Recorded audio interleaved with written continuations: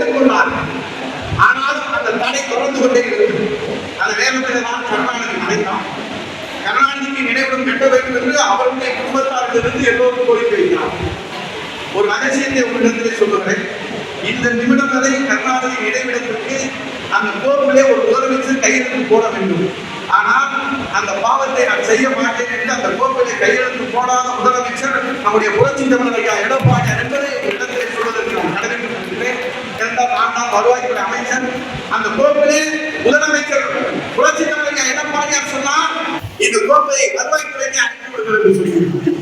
கருணாநிதிக்கு நினைவிடம் வந்தது அவர்கள் நீதிமன்ற